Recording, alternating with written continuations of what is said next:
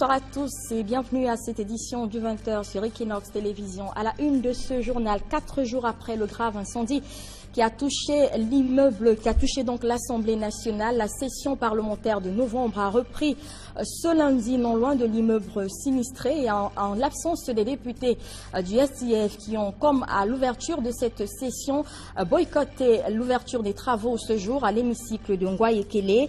Comme à l'ouverture de la session le 16 novembre, les députés du premier parti de l'opposition Cameroun ont refusé de prendre part à ces travaux pour protester contre la gestion du dossier relatif à la crise anglophone par le gouvernement.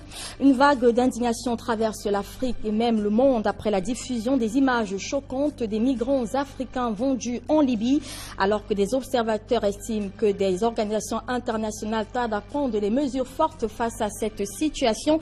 Les historiens font savoir que le phénomène n'est malheureusement pas nouveau. Ils indiquent que la situation a été exacerbée à cause de la situation sociopolitique de quelques pays, dont l'Afrique du Nord. Vous entendrez ces historiens et ces sociopolitistes dans cette édition du journal. Et puis hors de nos frontières, au Zimbabwe, Robert Mugabe ne quittera pas le pouvoir, du moins pour le moment. Destitué de son propre parti, la ZANU-PF, le président zimbabwéen s'est adressé hier à son peuple. Il n'a pas évoqué son départ. Le plus vieux président du monde résiste alors que l'auto se resserre. Et puis au Kenya, la Cour suprême a validé ce lundi la réélection du président Uhuru Kenyatta. Les recours demandant les validations de cette élection présidentielle du 26 octobre dernier ont été rejetés. Voilà pour le sommaire. Les détails, c'est dans un instant.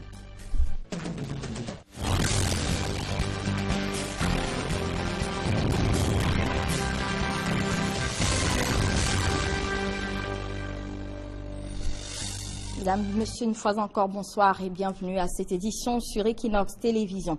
4 jours après le grave incendie, nous le disions, qui a touché l'immeuble principal, siège de l'Assemblée nationale à Yaoundé, les travaux de la session de novembre suspendus depuis vendredi dernier ont repris ce lundi matin, non loin de l'immeuble sinistré et à l'hémicycle épargné. C'est ainsi que les députés de la Nation ont donc accueilli des membres du gouvernement venus défendre quelques projets, notamment à la commission des finances et du budget.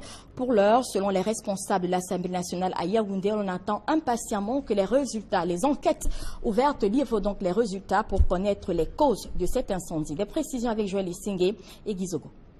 Comme dans la vie ordinaire à l'Assemblée nationale, après le drame de l'incendie de la nuit de jeudi à vendredi dernier, il faut bien vivre. Et cela passe par la défense du budget de l'État du Cameroun pour l'année 2018. En attendant, c'est l'hémicycle qui a été épargné par les flammes qui abrite les travaux en commission et en plénière. Et pour cette première, c'est le ministre des Finances, Alamine Ousmane Meh, qui s'est plié à cet exercice dans cette nouvelle donne en défendant la loi des règlements de la République du Cameroun. Cette loi revient en détail sur les recettes et les dépenses de l'État du Cameroun en 2016. Nous avons atteint 94% de notre objectif avec 3 967 milliards. Ceci en deçà des performances que nous avons l'habitude de réaliser, mais justifié par le contexte macroéconomique qui fait de l'économie mondiale une économie qui croît à 3,1% tout simplement. Nous avons également veillé à ce que les dépenses courantes soient en phase avec, bien entendu, les recettes qui sont mobilisées. Il en ressort que le taux d'exécution enregistré n'a pas permis d'atteindre tous les objectifs. Un taux d'exécution de 95%, mais ce taux d'exécution ne nous a pas permis d'obtenir le résultat des années antérieures. Cette année 2016, nous avons un déficit de 54 milliards. Les 54 milliards sont couverts par les financements extérieurs et les tirages sur avance sociétaire qui nous permettent de garder l'équilibre de notre budget. Cela du fait d'un contexte difficile. Le contexte de 2016 est resté un contexte difficile compte tenu de la baisse des cours des matières premières, dont le pétrole, avec aussi l'impact de la lutte contre Boko Haram. Restent les plaies béantes de l'incendie qui montrent l'ampleur des dégâts. Autour du bâtiment sinistré, un périmètre de sécurité empêche d'y avoir accès, alors que des techniciens s'affairent tout autour pour des constatations. Selon les indications des responsables de l'Assemblée nationale, ce sont leurs avis qui détermineront si les travaux en commission pourront reprendre au 3e étage de l'Assemblée nationale où ils se déroulent d'ordinaire. C'est donc une Assemblée nationale, certes affligée, mais une Assemblée nationale qui poursuit la session parlementaire de novembre.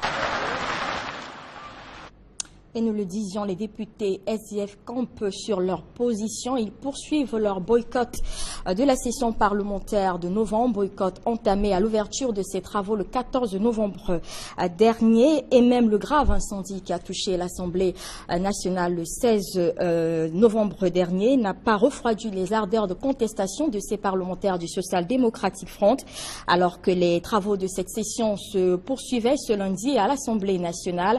Ils se sont plutôt retrouvés au siège de leur parti à Yaoundé pour dire leur mécontentement face à la gestion de la crise anglophone par le gouvernement. Marcelin Gansor pour les précisions. Au terme d'un huis clos qui a duré plus de 3 heures, loin des regards et oreilles des reporters, l'honorable Joseph Bandam est apparu très préoccupé. Je dis que je suis en deuil. Nous insistons pour savoir pourquoi l'élu SDF, par ailleurs vice-président à l'Assemblée nationale, porte le deuil. Il faut aller demander dans le nord-ouest et le sud-ouest pourquoi je suis en deuil. Quid de l'incendie de jeudi soir qui a consumé une bonne partie du bâtiment principal de l'Assemblée nationale, y compris les bureaux du Social Democratic Front. Un pays qui est malade partout, qu'est-ce que vous imaginez?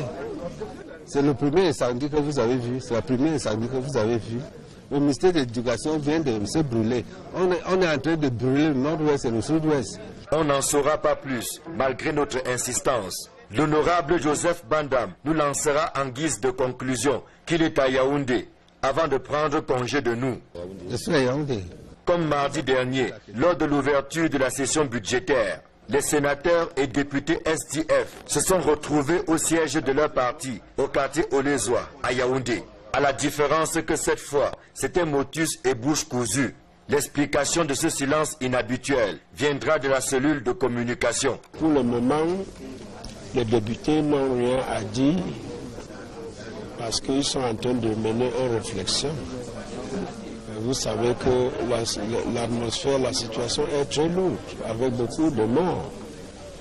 Vous savez que ce week-end, on a même vandalisé le comptable du parti, M. Moko. Il est hospitalisé. Donc ça veut dire que le problème s'empire de jour au jour. Donc, moment pour les députés, ils ont dit que ce n'est pas le moment de commentaires. À la question de savoir s'ils retrouveront bientôt l'hémicycle du Sénat et de l'Assemblée nationale, aucune réponse ne nous est donnée. Rendons-nous à présent à Nanga et Boko, une localité située dans l'arrondissement qui porte le même nom, l'arrondissement de Nanga et Boko. C'est dans donc la région du centre. Et là-bas également, les populations dénoncent la vestuité du réseau routier. C'est une plainte qui revient dans plusieurs localités du Cameroun. Les déplacements à Nanga et Boko sont devenus un véritable chemin de croix. Une situation qui vient s'ajouter à l'absence de l'énergie électrique, des problèmes qui rendent donc le quotidien de ces population moins paisible. On voit tout cela avec Cyril Njimba et Julie Nguyenyonde. Même ces grumiers ou encore ces cars de transport en commun n'échappent pas au mauvais état de cette route qui relie les localités de Nanga et Boko, chef-lieu du département de la Haute-Sanaga, région du centre, à la ville de Bertois. Une partie de cet axe routier, en pleine réhabilitation, contraint parfois certains voyageurs à descendre de leur car pour poursuivre le trajet à pied. Le chantier tarde à être livré et ce sont les usagers qui en souffrent. Les difficultés sont nombreuses, ça ne manque pas, vous voyez, pour l'état de la route. L'état de la route n'est pas toujours très bon, ce qui détruit vite les véhicules. La ville se modernise peu à peu. Seulement, l'un des problèmes majeurs qui plombe le plein épanouissement des habitants, c'est l'énergie électrique. C'est au niveau des coupures. C'est au niveau des coupures. Je ne sais pas si c'est une forme de postage. Avec l'espoir que ça ira. C'est vraiment difficile là. Très difficile. On ne peut pas passer en une semaine et vous avez de l'électricité pour 24 heures. C'est insuffisant. Même le service administratif, ça ne fonctionne pas assez bien à cause de ce manque d'énergie. Le maire de Nanga et Boko, conscient de cette situation, confie avoir rédigé un plaidoyer à l'endroit des responsables de l'entreprise en charge de la distribution de l'énergie électrique afin qu'une solution soit trouvée. Parlons de tout à fait autre chose à présent. L'informatisation du fichier national de l'état civil peine toujours à prendre corps au Cameroun, alors que des usagers rencontrent de véritables difficultés à se faire établir des actes de naissance, des extraits de casier judiciaire ou à retrouver des données personnelles perdues. Au Bureau national de l'état civil, on privilégie la lutte contre la corruption et la fraude qui gangrènent des centres d'état civil au Cameroun. C'est d'ailleurs là les missions qui ont été assignées à un chef d'agence d'état civil qui a pris ses fonctions aujourd'hui à Douala. Des précisions avec Flavien Ndongo et Innocent Abega qui ont pris part à cette cérémonie. L'administration du Bureau national de l'état civil a nommé Mme Mukongo Mbappé, née Ndele Dinde Jeanne Nadia. C'est donc cette femme qui a désormais la lourde charge de redonner la valeur à l'état civil dans la région du littoral. Il y a cette faute documentaire qui est un dysfonctionnement qui est relevé sur l'ensemble du territoire national. Il y a le mauvais archivage, que ce soit dans les centres principaux ou centres secondaires. Il y a le manque de formation des acteurs. Ces acteurs, que sont pour la plupart des officiers d'état civil, se plaignent à leur tour de l'absence du matériel leur permettant de mener à bien des activités. C'était vraiment chemin de croix. Vous pouvez ne pas pouvoir faire 300 actes de naissance par an par manque de registre. Les parents n'arrivaient pas à établir les actes de naissance des enfants à temps.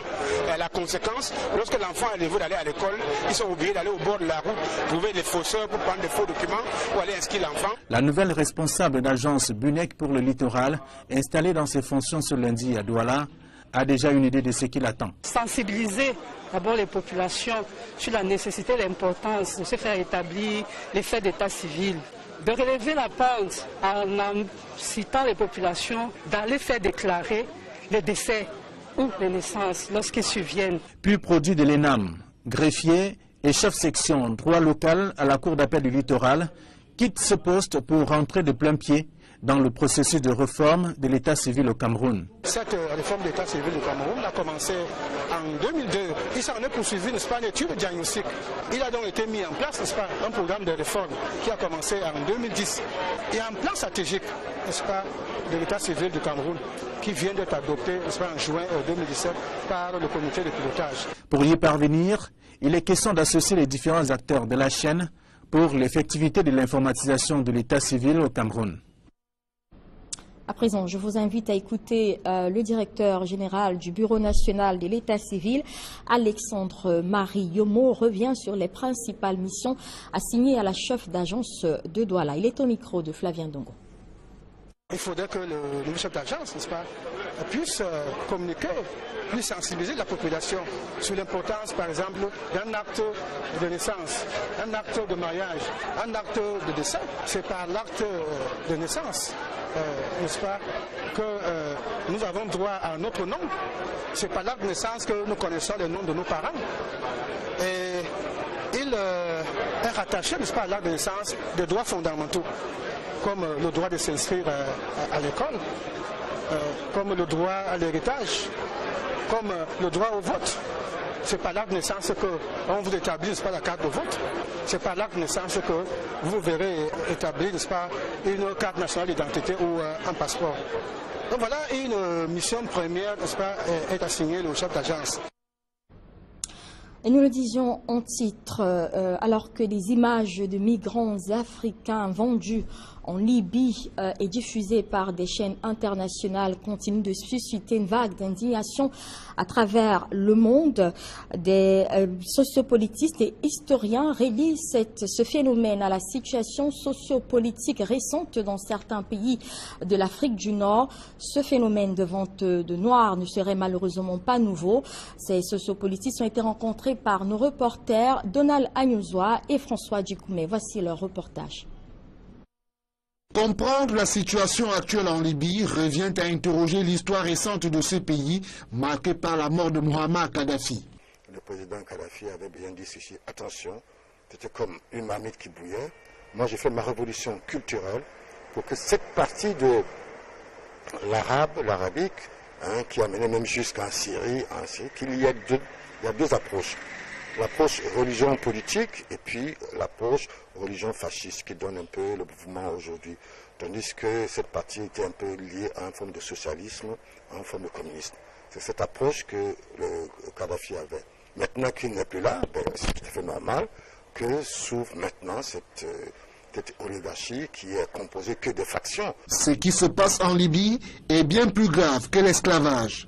J'entends des gens dire, vous savez, la migration, c'est une aventure individuelle, c'est quelqu'un qui part. Non, ce n'est plus à ce niveau-là. Ce n'est plus au niveau de l'esclavage. Il faut éviter les généralisations hâtives.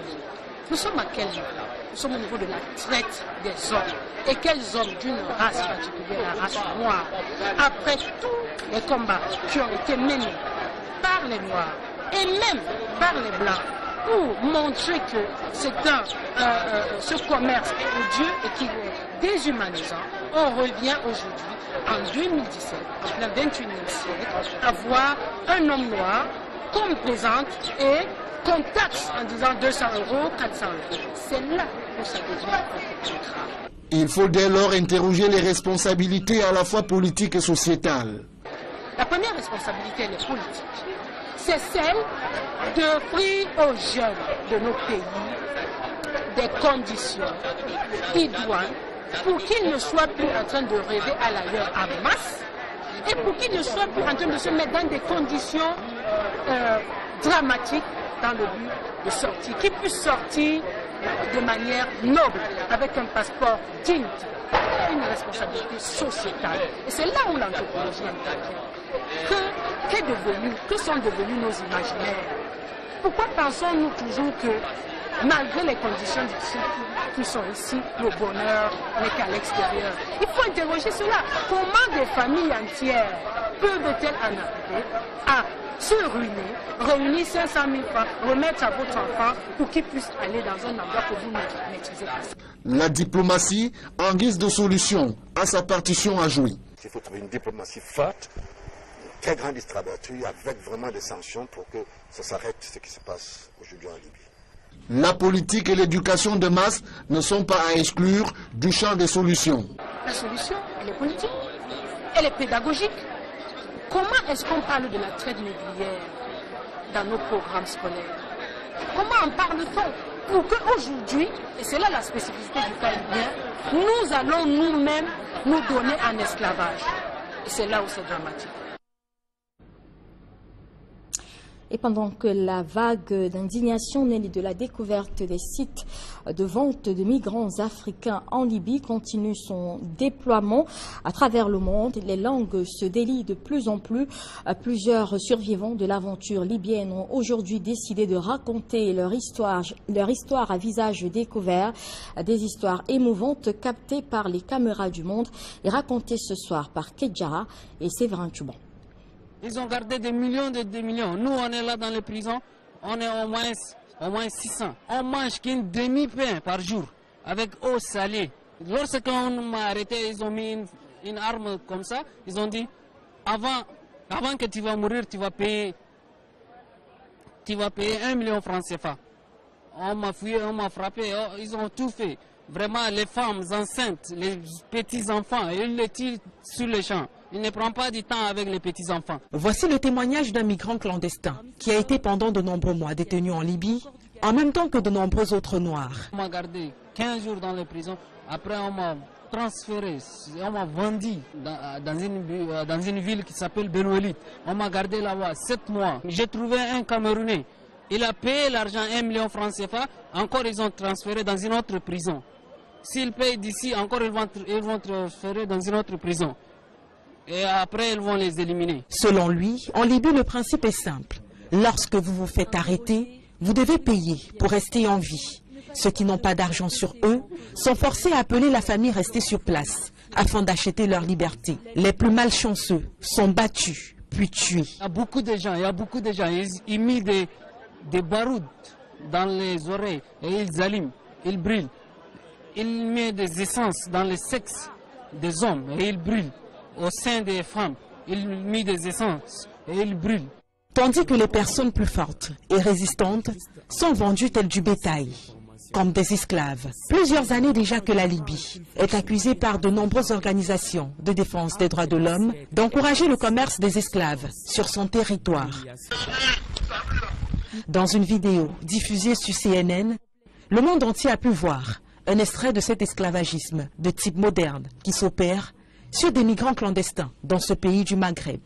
Un état de choses qui va provoquer de nombreuses manifestations devant les ambassades de Libye, en Europe et en Amérique le week-end dernier.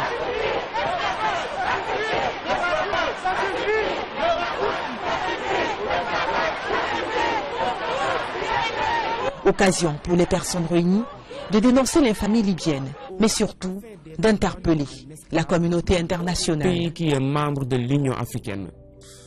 Ceci est une réalité, les amis. Notre ère, ce n'est pas pour une ère des esclavages ou bien une ère... Ça, c'est passé. Ce n'est pas normal. Mais le problème, ça vient des dirigeants africains. C'est eux. Ils sont là, au lieu de nous garder, les enfants des Africains, pour qu'on reste là-bas, ils vont nous... C'est à cause d'eux qui vient tout ça.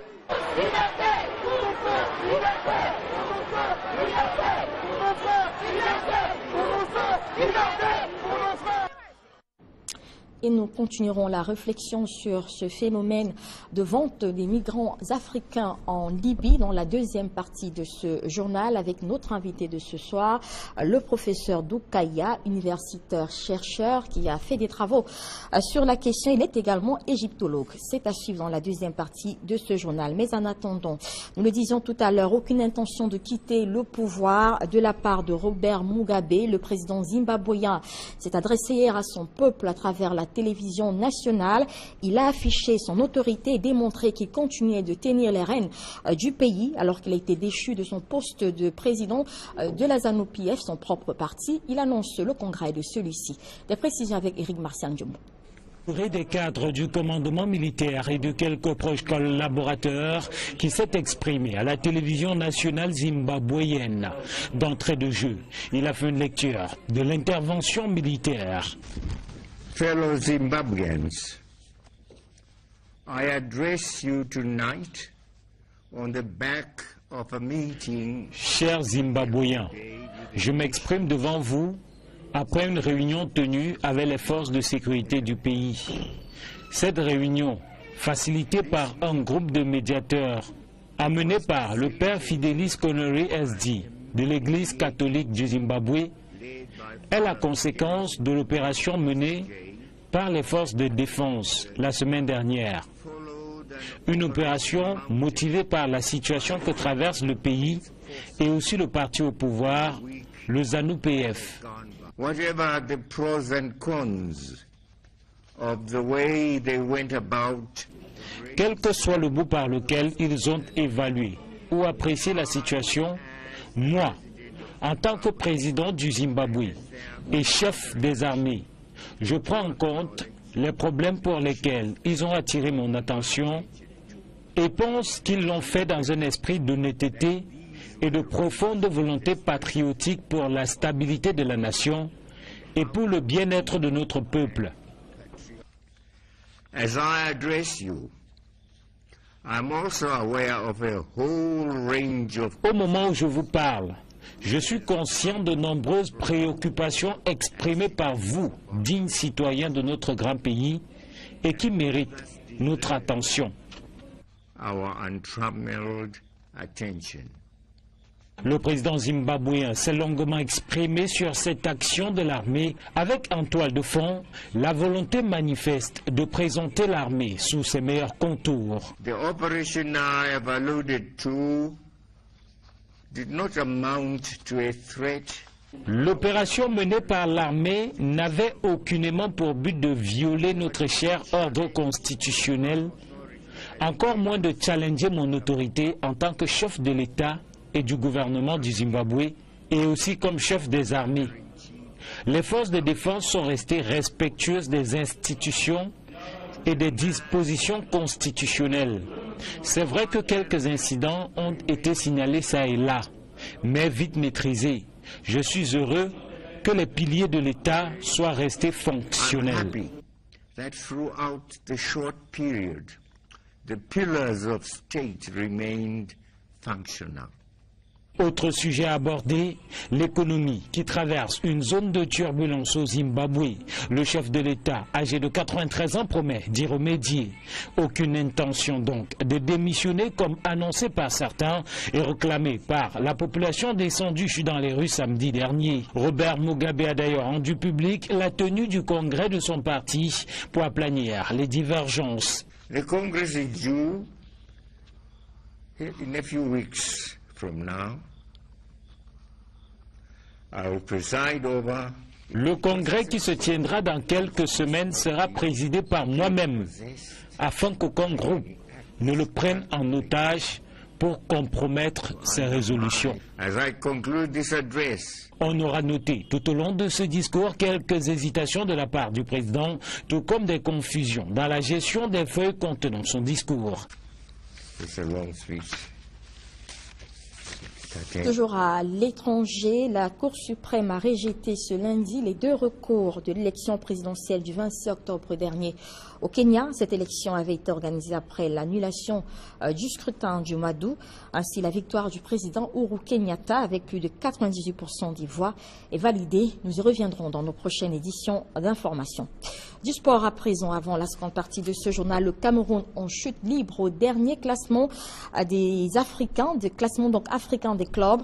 Le pays est condamné désormais à n'aligner que 2 clubs africains dans le tableau, 2 clubs camerounais dans le tableau donc des Coupes africaines en 2018.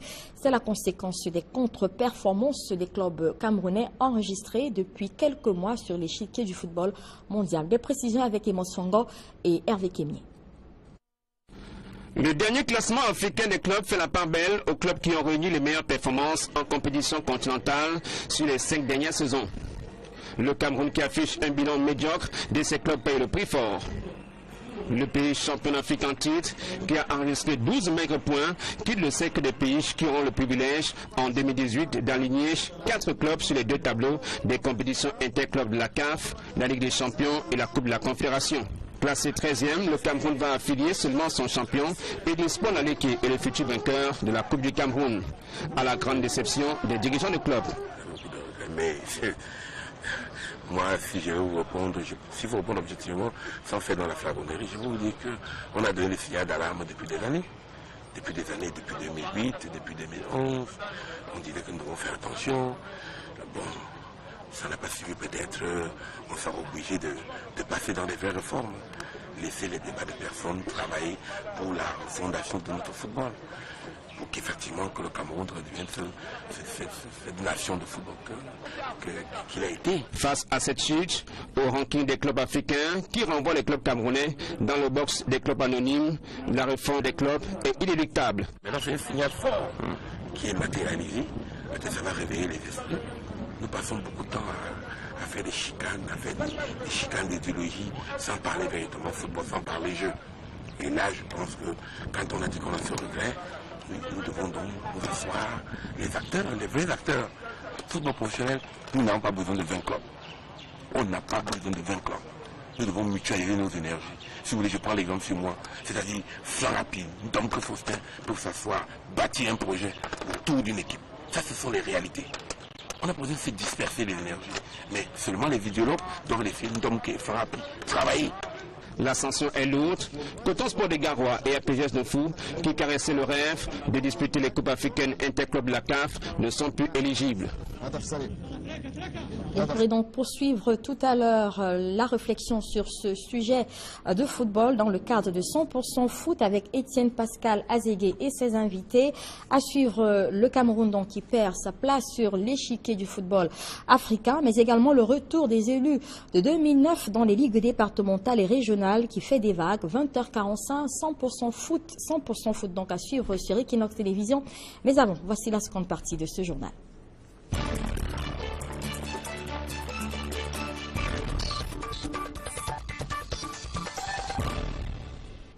Je vous le disais tout à l'heure, nous recevons ce soir professeur Doukoya. Bonsoir et merci d'être sur notre plateau. Bonsoir Equinox, oui. Merci à vous. Je le disais, vous êtes universitaire, vous êtes chercheur, vous êtes surtout égyptologue. Vous avez fait des travaux sur la question de l'immigration en Afrique. Alors, nous intéressons ce soir à ce phénomène qui fait donc des vagues depuis quelques jours, la vente des migrants africains en Libye. Alors, tout bonnement, est-ce que vous aussi, vous avez comme certains découvert ce phénomène avec ce reportage, ce fameux reportage qui a été diffusé sur des chaînes internationales? Mais non, puisque déjà, il y avait déjà des images, il n'y avait jamais des prémices, puisque dans cette partie maghrébine qui va de l'Algérie à peu près en Égypte, il y avait déjà deux courants. Il y a d'abord le courant un peu révolutionnaire de l'Algérie à l'époque de l'indépendance, et puis il y a eu même jusqu'en Égypte avec Nasser. Donc il y avait déjà cette présence un peu révolutionnaire qui prônait l'unité arabe, qui prônait déjà l'unité africaine. Et sous ce bassement, il restait quand même c'est que cette extrême droite religieuse qui couvait. Alors elle couvait parce qu'elle se repose sur une immigration un peu raciste qui est née déjà depuis l'époque romaine. D'abord la première immigration elle a été romaine. La deuxième, elle est venue successive, c'était après la chute de l'Empire de l'Ottoman, c'est-à-dire ce qu'on appelle les Turcs d'aujourd'hui. Ils se sont mélangés donc avec les Berbères et les restes des Africains qui étaient là-dedans. Mais alors ça fait quand même bouillonnement. Souvenez-vous, déjà en Libye, quand le Cameroun jouait avec la Libye, et les Camerounais ont battu la Libye, je crois que c'était 2-1, et le camp a vraiment vociféré, c'était raciste. Il a suffi que le président, le colonel Kadhafi, était obligé de revenir dans les vestiaires pour s'excuser devant les footballeurs camerounais pour les dire, écoutez, voilà, nous vivons dans un camp, nous sommes encore dans la révolution, mais cette conscience africaine n'était pas encore entrée dans les mœurs en Libye. Alors, vous parlez de prémices, mais est-ce qu'on avait déjà affaire à des ventes de personnes, à des ventes d'êtres humains, à des ventes des Africains à cette période-là?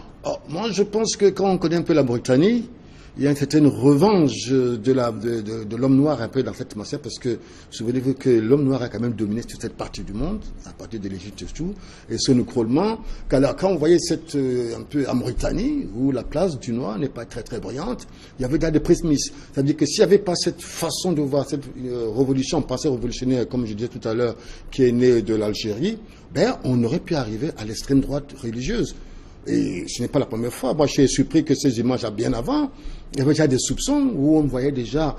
Imaginez-vous, on quitte le Cameroun quand il n'y a plus de relations entre. Il n'y a plus d'État en Libye. Ben, c'est la raison du plus fort. Alors, vous parlez de discrimination religieuse, sauf que ce sont des Maliens, des Nigériens. La plupart, ce sont des musulmans. Alors, de quoi parle-t-on? Mais justement, c'est pour ça que quand je dis l'extrême droite religieuse, puisqu'ils sont tous des musulmans, mais il y a cet apport du noir. D'ailleurs, pour eux, au départ, le noir n'est pas religieux, et pour ne pas être un esclave, il faut être musulman. Alors là, on est étonné à ce moment que même étant musulman, mais déjà les Toubous qui habitent aussi à l'intérieur de la Libye, à l'époque de Kadhafi, faisaient déjà la guerre avec ces confédérations-là. C'était vraiment Kadhafi qui avait réussi à faire de ces tribus, tu vois, nomades, une certaine cohérence. Il a même essayé d'imaginer une certaine forme de gouvernance qui n'a pas plu beaucoup aux Occidentaux, on l'appelait, mais ça existe. Alors, certains estiment aujourd'hui que la chute de Kadhafi serait le point de départ qui aurait permis donc d'exacerber la situation. Est-ce que vous pensez que la chute de Kadhafi a permis plutôt de mettre à nu une situation qui existait déjà, ou alors elle a exacerbé une situation qui était déjà là? On peut mélanger les deux. C'est-à-dire que Kadhafi, d'abord, il le disait. Il disait, attention, je repose sur du feu. Si vous m'éliminez, vous allez voir, il y aura toute cette partie de cette Afrique sera déstabilisée. C'était ça. D'accord? Et aujourd'hui, ce qu'on voit, elle est exacerbée, puisqu'il n'y a plus d'État. Ben, c'est l'argent du plus fort qui compte. Et en ce moment-ci, avec les judaïstes, avec l'apport de l'argent, mais vous savez, ça plaît un peu aux Occidentaux. Pourquoi? Parce qu'en ce moment-là, on peut prendre du pétrole réellement. Partout, il y a le trouble. Ça plaît à quelqu'un, puisque en enlevant Kadhafi, on savait qu'on allait créer le désordre. Et ils n'ont pas pu arrêter ce désordre-là. Mais moi, je pense malheureusement que l'Union africaine n'est pas prête, parce que c'est à nous, Africains, on a dû avoir une armée africaine, avec le Tchad, le Cameroun, etc. Et comme la Libye était un État d'Union africaine, allez faire la paix là-bas.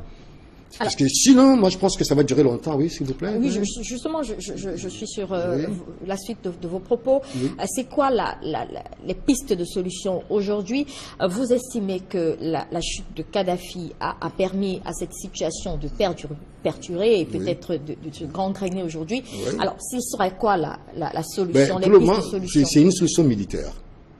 Parce que je ne vois pas comment, à moins que, bon, les partisans, les groupes qui sont actuellement en Libye puissent s'entendre. Moi, ça m'étonnerait beaucoup, puisqu'il y a un problème d'abord de manipulation, il y a un problème de pétrole. Sur l'immigration. Sur l'immigration, c'est parce qu'il faut actuellement que l'ONU et l'Union africaine interviennent. Et tout de suite. Parce que c'est une question de vie de mort. Ces images-là ont choqué le monde. Ces images-là ont choqué tout Africain. On pensait que jamais plus cela. Donc, à l'intérieur de nous-mêmes, jusqu'aux Antilles, jusqu'aux États-Unis, vous ne savez pas quel mal ça fait de voir qu'aujourd'hui, en 2017, les Africains sont encore plus traités comme ça. C'est impensable, inacceptable. Sauf que c'est une situation qui dure, vous le révélez vous-même ici, oui. C'est-à-dire que beaucoup d'Africains qui ont décidé de partir de leur pays pour passer par la Libye savaient déjà qu'il y avait des risques de tomber dans de tels trafics. Pourquoi est-ce que, selon vous, les Africains ont ce grand besoin de partir? Moi, je pense qu'il y a l'image négative de l'Afrique. D'accord? Pourtant, nous sommes en pleine renaissance. Je sais que c'est dur, mais c'est maintenant que l'Afrique a besoin de tous ses enfants.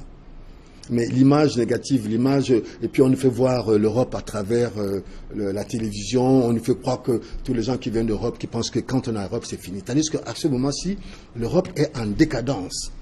Il y a un très grand chômage, ce n'est pas le moment réellement d'aller en Europe. Mais on ne peut pas le dire à personne. Alors comment faire? Je crois que ce qui est intéressant, c'est construire l'Afrique. La renaissance africaine. Ça veut dire que c'est une utopie pour certaines personnes. Mais je pense que c'est maintenant ou jamais. C'est maintenant ou jamais qu'il faut poser. D'ailleurs, il y a quand même quelques prémices. Il y a maintenant des Africains comme Dangote, comme les gens qui commencent à comprendre que ce n'est pas simplement la politique qui peut sauver l'Afrique. C'est aussi l'économie. Il faut qu'on s'y mette vraiment, nous Africains, qu'on commence à construire notre pays. Et je pense que ça, on peut y arriver. Ce n'est que ça qui peut arriver, cette image fausse qui nous donne que l'Afrique, c'est le berceau de l'humanité. L'Afrique, c'est le paradis. Mais c'est vrai qu'on peut être en prison dans un paradis, on ne peut pas savoir. Alors, est-ce que vous êtes d'accord avec ceux qui estiment aujourd'hui que les États africains tardent à réagir face à cette vague d'indignation qui est née individuellement? On a vu des manifestations dans plusieurs ambassades à travers le monde. On livre des ambassades libyennes, bien sûr. Est-ce que vous pensez que les États devraient aujourd'hui faire preuve quand même de plus de sympathie, d'empathie par rapport à ça? Oui, ici, il faut qu'ils interviennent plus. Je crois que c'est... D'ailleurs, le peuple le regarde.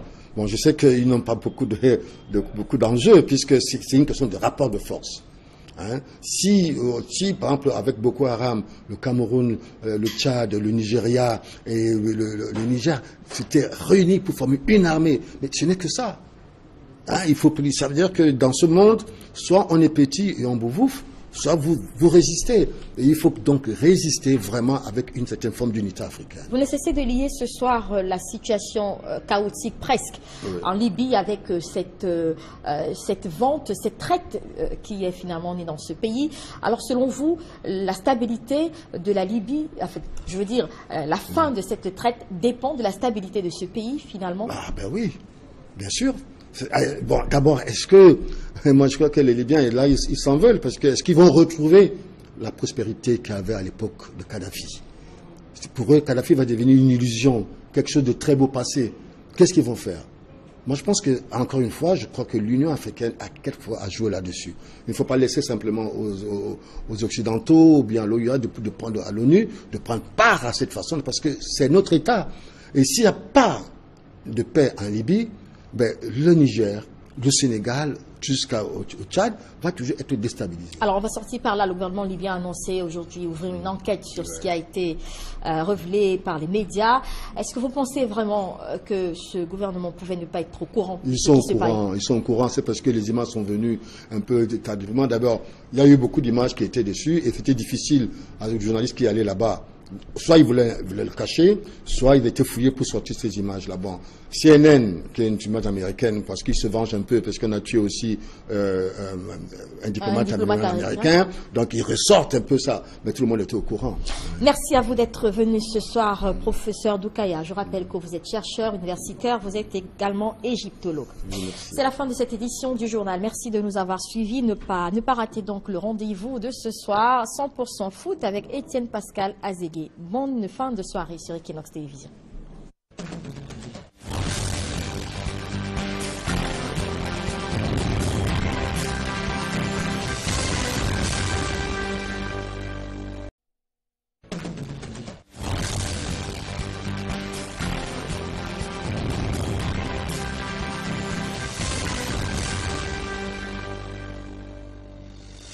Bonsoir à tous et bienvenue à cette édition du 20h sur Equinox Télévision. À la une de ce journal, 4 jours après le grave incendie qui a touché l'immeuble, qui a touché donc l'Assemblée nationale, la session parlementaire de novembre a repris ce lundi non loin de l'immeuble sinistré et en l'absence des députés du SDF qui ont, comme à l'ouverture de cette session, boycotté l'ouverture des travaux ce jour à l'hémicycle de Ngouaye-Kélé. Comme à l'ouverture de la session le 16 novembre, les députés du premier parti de l'opposition au Cameroun ont refusé de prendre part à ces travaux pour protester contre la gestion du dossier relatif à la crise anglophone par le gouvernement. Une vague d'indignation traverse l'Afrique et même le monde après la diffusion des images choquantes des migrants africains vendus en Libye, alors que des observateurs estiment que des organisations internationales tardent à prendre des mesures fortes face à cette situation. Les historiens font savoir que le phénomène n'est malheureusement pas nouveau. Ils indiquent que la situation a été exacerbée à cause de la situation sociopolitique de quelques pays, dont l'Afrique du Nord. Vous entendrez ces historiens et ces sociopolitistes dans cette édition du journal. Et puis hors de nos frontières, au Zimbabwe, Robert Mugabe ne quittera pas le pouvoir, du moins pour le moment. Destitué de son propre parti, la ZANU-PF, le président zimbabwéen s'est adressé hier à son peuple. Il n'a pas évoqué son départ. Le plus vieux président du monde résiste alors que l'auto se resserre. Et puis au Kenya, la Cour suprême a validé ce lundi la réélection du président Uhuru Kenyatta. Les recours demandant les validations de cette élection présidentielle du 26 octobre dernier ont été rejetés. Voilà pour le sommaire. Les détails, c'est dans un instant.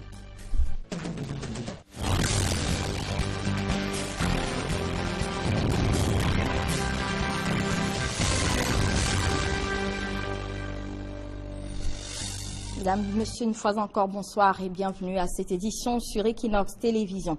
4 jours après le grave incendie, nous le disions, qui a touché l'immeuble principal, siège de l'Assemblée nationale à Yaoundé, les travaux de la session de novembre suspendus depuis vendredi dernier ont repris ce lundi matin, non loin de l'immeuble sinistré et à l'hémicycle épargné. C'est ainsi que les députés de la Nation ont donc accueilli des membres du gouvernement venus défendre quelques projets, notamment à la commission des finances et du budget.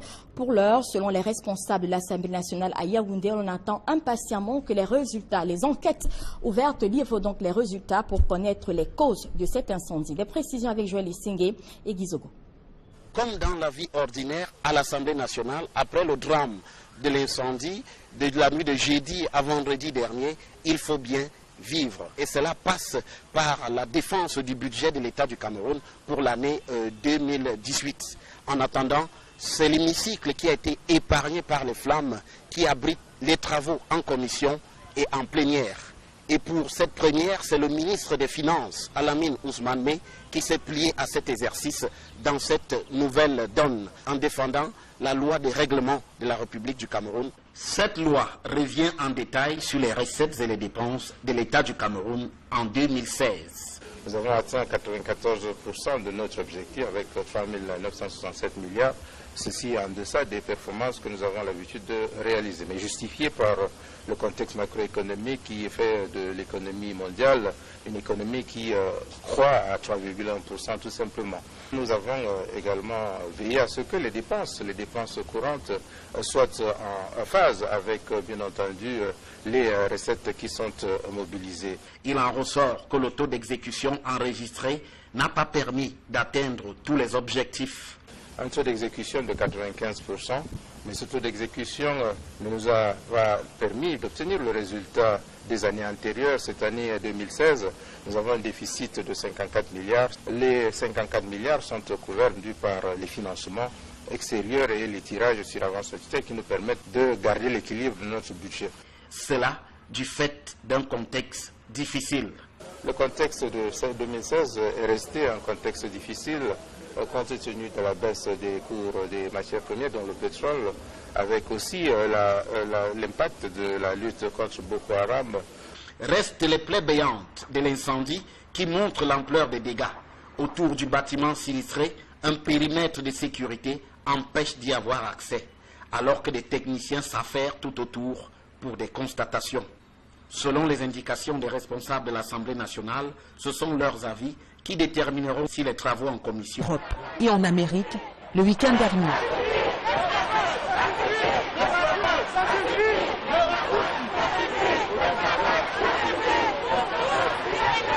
Occasion pour les personnes réunies de dénoncer l'infamie libyenne, mais surtout d'interpeller la communauté internationale. Pays qui est membre de l'Union africaine.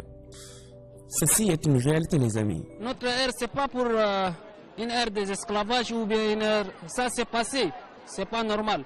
Mais le problème, ça vient des dirigeants africains. C'est eux. Ils sont là, au lieu de nous garder, les enfants des Africains, pour qu'on reste là-bas, ils vont nous... C'est à cause d'eux qui vient tout ça.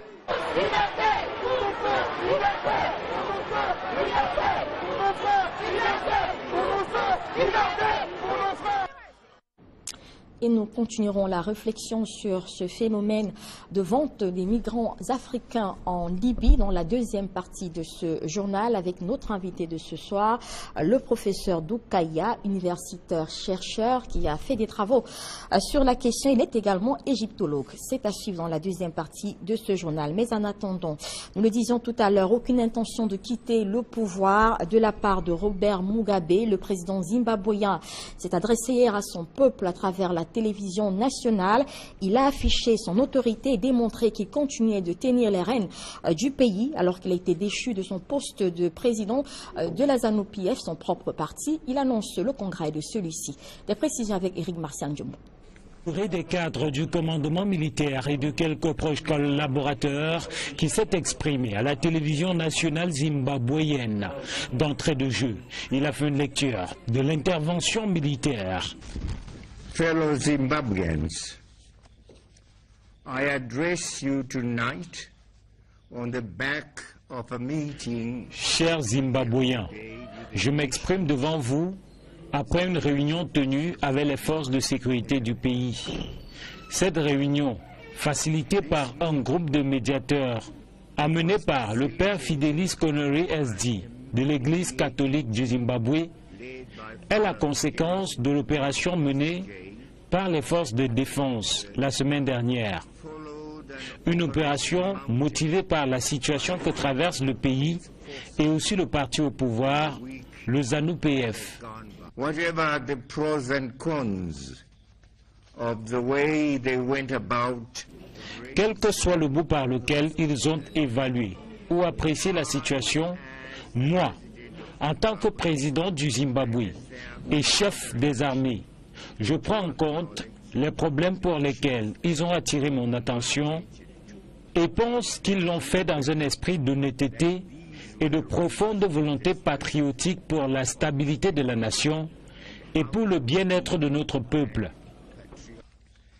As I address you, I'm also aware of a whole range of... Au moment où je vous parle, je suis conscient de nombreuses préoccupations exprimées par vous, dignes citoyens de notre grand pays, et qui méritent notre attention. Our untrammeled attention. Le président zimbabwéen s'est longuement exprimé sur cette action de l'armée avec en toile de fond la volonté manifeste de présenter l'armée sous ses meilleurs contours. The operation I have alluded to did not amount to a threat. L'opération menée par l'armée n'avait aucunement pour but de violer notre cher ordre constitutionnel, encore moins de challenger mon autorité en tant que chef de l'État et du gouvernement du Zimbabwe et aussi comme chef des armées. Les forces de défense sont restées respectueuses des institutions et des dispositions constitutionnelles. C'est vrai que quelques incidents ont été signalés ça et là, mais vite maîtrisés. Je suis heureux que les piliers de l'État soient restés fonctionnels. That throughout the short period, the pillars of state remained functional. Autre sujet abordé, l'économie qui traverse une zone de turbulence au Zimbabwe. Le chef de l'État, âgé de 93 ans, promet d'y remédier.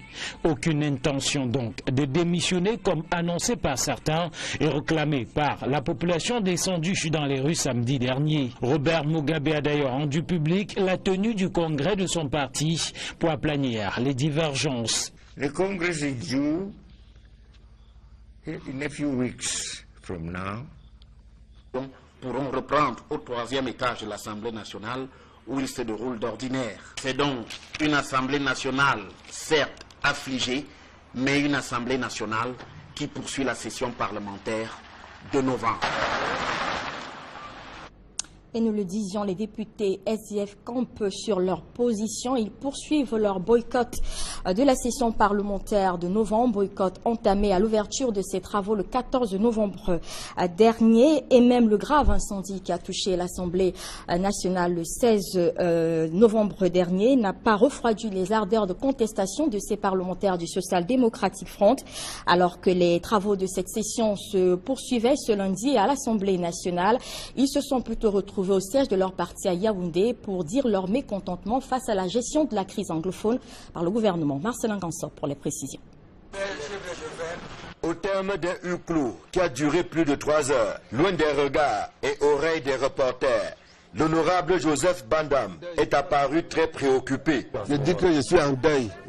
Nous insistons pour savoir pourquoi l'élu SDF, par ailleurs vice-président à l'Assemblée nationale, porte le deuil. Il faut aller demander dans le nord-ouest et le sud-ouest pourquoi je suis en deuil. Quid de l'incendie de jeudi soir qui a consumé une bonne partie du bâtiment principal de l'Assemblée nationale, y compris les bureaux du Social Democratic Front. Un pays qui est malade partout, qu'est-ce que vous imaginez? C'est le premier incendie que vous avez vu, c'est le premier incendie que vous avez vu.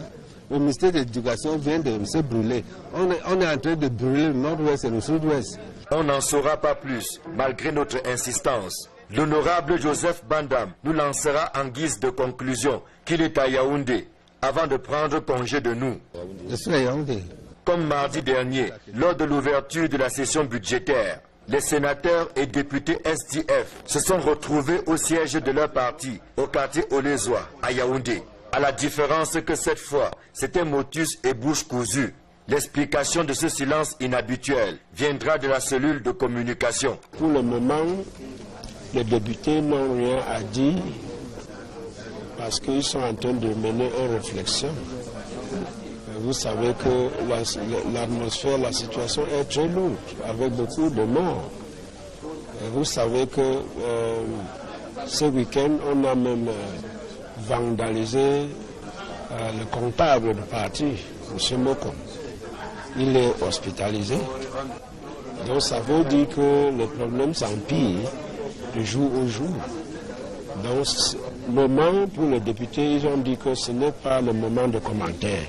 À la question de savoir s'ils retrouveront bientôt l'hémicycle du Sénat et de l'Assemblée nationale, aucune réponse ne nous est donnée. Rendons-nous à présent à Nanga et Boko, une localité située dans l'arrondissement qui porte le même nom, l'arrondissement de Nanga et Boko. C'est dans donc la région du centre. Et là-bas également, les populations dénoncent la vastuité du réseau routier. C'est une plainte qui revient dans plusieurs localités du Cameroun. Les déplacements à Nanga et Boko sont devenus un véritable chemin de croix. Une situation qui vient s'ajouter à l'absence de l'énergie électrique, des problèmes qui rendent donc le quotidien de ces population moins paisible. On voit tout cela avec Cyril Jimba et Julie Nguyenyonde. Même ces grumiers ou encore ces cars de transport en commun n'échappent pas au mauvais état de cette route qui relie les localités de Nanga et Boko, chef-lieu du département de la Haute-Sanaga, région du centre, à la ville de Bertois. Une partie de cet axe routier en pleine réhabilitation contraint parfois certains voyageurs à descendre de leur car pour poursuivre le trajet à pied. Le chantier tarde à être livré et ce sont les usagers qui en souffrent. Les difficultés sont nombreuses, ça ne manque pas, vous voyez vous-même l'état de la route. L'état de la route n'est pas toujours très bon, ce qui détruit vite les véhicules. La ville se modernise peu à peu. Seulement, l'un des problèmes majeurs qui plombe le plein épanouissement des habitants, c'est l'énergie électrique. C'est au niveau des coupures.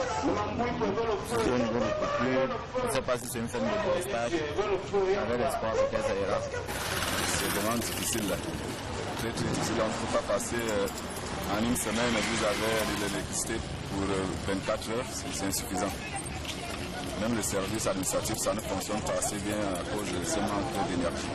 Le maire de Nangai Boko, conscient de cette situation, confie avoir rédigé un plaidoyer à l'endroit des responsables de l'entreprise en charge de la distribution de l'énergie électrique afin qu'une solution soit trouvée. Parlons de tout à fait autre chose. Maintenant, cette oligarchie qui est composée que de factions. Ce qui se passe en Libye est bien plus grave que l'esclavage. J'entends des gens dire, vous savez, la migration, c'est une aventure individuelle, c'est quelqu'un qui part. Non, ce n'est plus à ce niveau-là. Ce n'est plus au niveau de l'esclavage. Il faut éviter les généralisations hâtives. Nous sommes à quel niveau? Nous sommes au niveau de la traite des hommes. Et quels hommes d'une race particulière, la race noire? Après tous les combats qui ont été menés par les Noirs et même par les Blancs pour montrer que c'est ce commerce est odieux et qu'il est déshumanisant, on revient aujourd'hui, en 2017, en plein 21e siècle, à voir un homme noir qu'on présente et qu'on taxe en disant 200 €, 400 €. C'est là où ça devient grave. Il faut dès lors interroger les responsabilités à la fois politiques et sociétales. La première responsabilité, elle est politique. C'est celle d'offrir aux jeunes de nos pays des conditions idoines pour qu'ils ne soient plus en train de rêver à l'ailleurs en masse et pour qu'ils ne soient plus en train de se mettre dans des conditions dramatiques dans le but de sortir, qu'ils puissent sortir de manière noble, avec un passeport digne. Une responsabilité sociétale. Et c'est là où l'anthropologie intervient. Que sont devenus nos imaginaires? Pourquoi pensons-nous toujours que, malgré les conditions difficiles qui sont ici, le bonheur n'est qu'à l'extérieur? Il faut interroger cela. Comment des familles entières peuvent-elles en arriver à se ruiner, réunir 500 000 francs, remettre à votre enfant pour qu'il puisse aller dans un endroit que vous ne maîtrisez pas? La diplomatie, en guise de solution, a sa partition à jouer. Il faut trouver une diplomatie forte, une très grande distrabution, avec vraiment des sanctions pour que ça s'arrête ce qui se passe aujourd'hui en Libye. La politique et l'éducation de masse ne sont pas à exclure du champ des solutions. La solution, elle est politique, elle est pédagogique. Comment est-ce qu'on parle de la traite négrière dans nos programmes scolaires? Comment en parle-t-on? Pour qu'aujourd'hui, et c'est là la spécificité du cas libyen, nous allons nous-mêmes nous donner en esclavage. Et c'est là où c'est dramatique. Et pendant que la vague d'indignation née de la découverte des sites de vente de migrants africains en Libye continue son déploiement à travers le monde, les langues se délient de plus en plus. Plusieurs survivants de l'aventure libyenne ont aujourd'hui décidé de raconter leur histoire à visage découvert, des histoires émouvantes captées par les caméras du monde et racontées ce soir par Kedjara et Séverin Tchouban. Ils ont gardé des millions de millions. Nous, on est là dans les prisons, on est au moins 600. On mange qu'une demi-pain par jour, avec eau salée. Lorsqu'on m'a arrêté, ils ont mis une arme comme ça. Ils ont dit, avant que tu vas mourir, tu vas payer 1 million de francs CFA. On m'a fouillé, on m'a frappé, ils ont tout fait.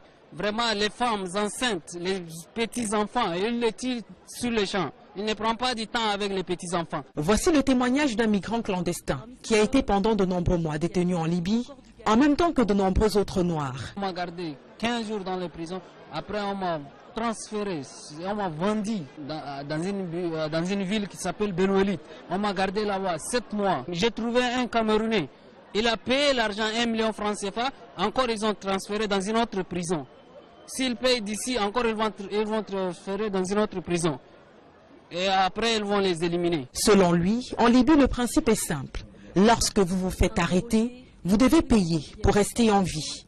Ceux qui n'ont pas d'argent sur eux sont forcés à appeler la famille restée sur place afin d'acheter leur liberté. Les plus malchanceux sont battus puis tués. Il y a beaucoup de gens, ils mettent des barouds dans les oreilles et ils allument, ils brûlent. Ils mettent des essences dans les sexes des hommes et ils brûlent. Au sein des femmes, ils mettent des essences et ils brûlent. Tandis que les personnes plus fortes et résistantes sont vendues telles du bétail, comme des esclaves. Plusieurs années déjà que la Libye est accusée par de nombreuses organisations de défense des droits de l'homme d'encourager le commerce des esclaves sur son territoire. Dans une vidéo diffusée sur CNN, le monde entier a pu voir un extrait de cet esclavagisme de type moderne qui s'opère sur des migrants clandestins dans ce pays du Maghreb. Un état de choses qui va provoquer de nombreuses manifestations devant les ambassades de Libye. Chose à présent, l'informatisation du fichier national de l'état civil peine toujours à prendre corps au Cameroun, alors que des usagers rencontrent de véritables difficultés à se faire établir des actes de naissance, des extraits de casier judiciaire ou à retrouver des données personnelles perdues. Au Bureau national de l'état civil, on privilégie la lutte contre la corruption et la fraude qui gangrènent des centres d'état civil au Cameroun. C'est d'ailleurs là les missions qui ont été assignées à un chef d'agence d'état civil qui a pris ses fonctions aujourd'hui à Douala. Des précisions avec Flavien Ndongo et Innocent Abega qui ont pris part à cette cérémonie. L'administration du Bureau national de l'état civil a nommé Mme Nkongo Mbappé, née Ndele Dinde Jeanne Nadia. C'est donc cette femme qui a désormais la lourde charge de redonner la valeur à l'état civil dans la région du littoral. Il y a cette faute documentaire qui est un dysfonctionnement qui est relevé sur l'ensemble du territoire national. Il y a le mauvais archivage, que ce soit dans les centres principaux ou centres secondaires. Il y a le manque de formation des acteurs. Ces acteurs, que sont pour la plupart des officiers d'état civil, se plaignent à leur tour de l'absence du matériel leur permettant de mener à bien des activités. C'était vraiment chemin de croix. Vous pouvez ne pas pouvoir faire 300 actes de naissance par an par manque de registre. Les parents n'arrivaient pas à établir les actes de naissance des enfants à temps. Et la conséquence, lorsque l'enfant est levé d'aller à l'école, ils sont obligés d'aller au bord de la route, trouver des fausseurs pour prendre des faux documents ou aller inscrire l'enfant. La nouvelle responsable d'agence BUNEC pour le littoral, installée dans ses fonctions ce lundi à Douala, a déjà une idée de ce qui l'attend. Sensibiliser d'abord les populations sur la nécessité et l'importance de se faire établir les faits d'état civil, de relever la pente en incitant les populations d'aller faire déclarer les décès ou les naissances lorsqu'ils surviennent. Puis produit de l'ENAM, greffier et chef section droit local à la Cour d'appel du littoral, quitte ce poste pour rentrer de plein pied dans le processus de réforme de l'état civil au Cameroun. Cette réforme de l'état civil au Cameroun a commencé en 2002. Il s'en est poursuivi, n'est-ce pas, une étude de diagnostic. Il a donc été mis en place, n'est-ce pas, un programme de réforme qui a commencé en 2010. Et un plan stratégique, n'est-ce pas, de l'état civil du Cameroun qui vient d'être adopté, n'est-ce pas, en juin 2017 par le comité de pilotage. Pour y parvenir, il est question d'associer les différents acteurs de la chaîne pour l'effectivité de l'informatisation de l'état civil au Cameroun. À présent, je vous invite à écouter le directeur général du Bureau national de l'état civil, Alexandre Marie Yomo, revient sur les principales missions assignées à la chef d'agence de Douala. Il est au micro de Flavien Ndongo. Il faudrait que le nouveau chef d'agence, n'est-ce pas, puisse communiquer, puisse sensibiliser la population sur l'importance, par exemple, d'un acte de naissance, un acte de mariage, un acte de décès. C'est par l'acte de naissance, n'est-ce pas, que nous avons droit à notre nom. C'est par l'acte de naissance que nous connaissons les noms de nos parents. Et il est rattaché, n'est-ce pas, à l'acte de naissance des droits fondamentaux, comme le droit de s'inscrire à l'école, comme le droit à l'héritage, comme le droit au vote. C'est par l'acte de naissance qu'on vous établit, n'est-ce pas, la carte de vote. C'est par l'acte de naissance que vous verrez établir, n'est-ce pas, une carte nationale d'identité ou un passeport. Donc voilà, une mission première, n'est-ce pas, est assignée au chef d'agence. Et nous le disions en titre, alors que les images de migrants africains vendus en Libye et diffusée par des chaînes internationales continue de susciter une vague d'indignation à travers le monde.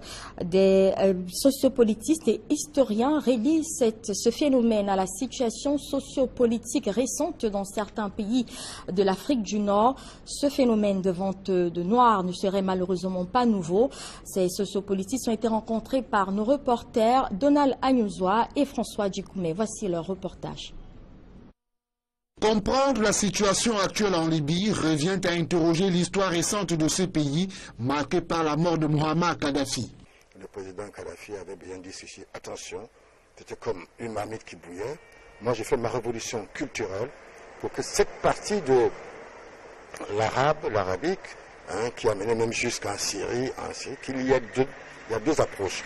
L'approche religion politique et puis l'approche religion fasciste qui donne un peu le mouvement aujourd'hui. Tandis que cette partie était un peu liée à une forme de socialisme, à une forme de communisme. C'est cette approche que le Kadhafi avait. Maintenant qu'il n'est plus là, c'est tout à fait normal que s'ouvre